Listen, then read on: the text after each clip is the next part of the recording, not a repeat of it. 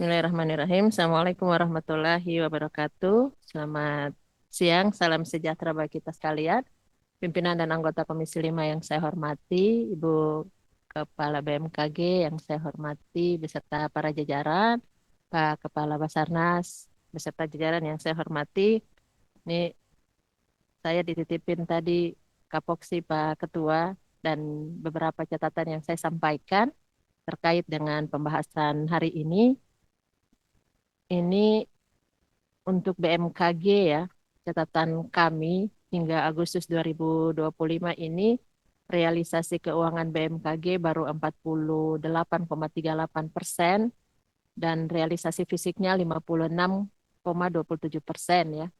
Jadi artinya bahwa ada persoalan ataupun penyebab utamanya yang di sini disampaikan bahwa keterlambatan karena relaksasi blokir ya.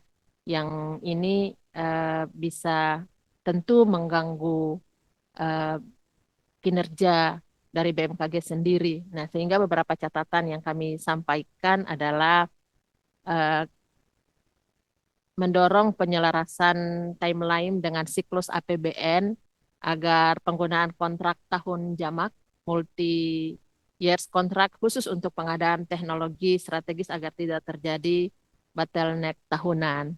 Nah, untuk BMKG ya saya punya beberapa masukan ya bahwa di beberapa tempat ya terutama kita di Indonesia yang tentu punya kondisi cuaca yang semakin tidak menentu dan ini masyarakat terkhusus nelayan petani yang eh, kalau kemarin saya minta paparan dari Basarnas di Maluku terkait dengan jumlah korban tiap tahunnya, ternyata dari tahun ke tahun itu korban nelayan yang meninggal dari tahun ke tahun naik, Pak.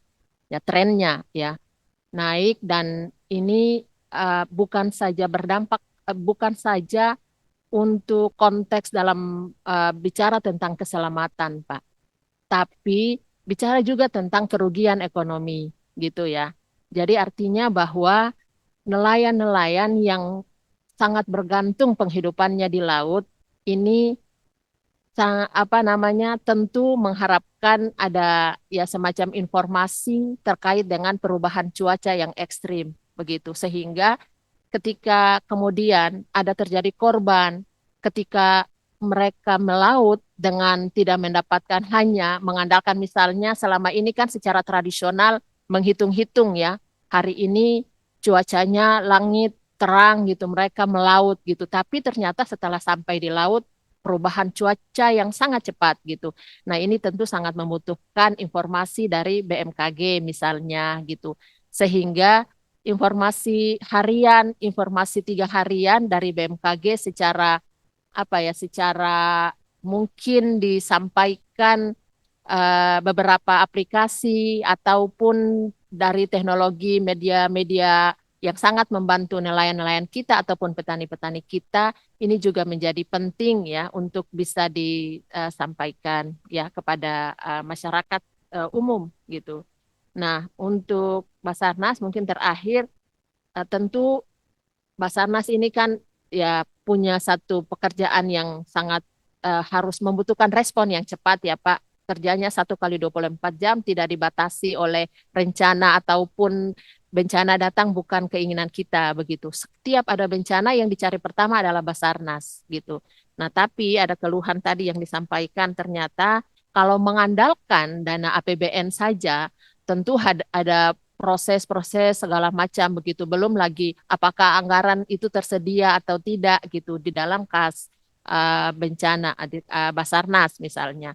Sehingga memang harus ada skema lain ya yang disampaikan hari ini gitu. Kemudian juga tentu kita juga menginginkan ada skema lain yang memang harus bisa direncanakan ataupun diantisipasi oleh APBN gitu. Nah, tetapi tentu dalam pembahasan APBN seperti inilah kita perlu tahu bagaimana kemudian serapan anggaran dari Basarnas sendiri, penggunaannya untuk apa, transparansinya seperti apa, kemudian tren dari waktu ke waktu juga harus disampaikan secara terbuka dan transparan, akuntabel kepada baik kepada pemerintah, Menkeu Bapanas ataupun juga kepada kita di Komisi 5. Demikian Pak Ketua, saya kembalikan. Assalamualaikum warahmatullahi wabarakatuh. Salam.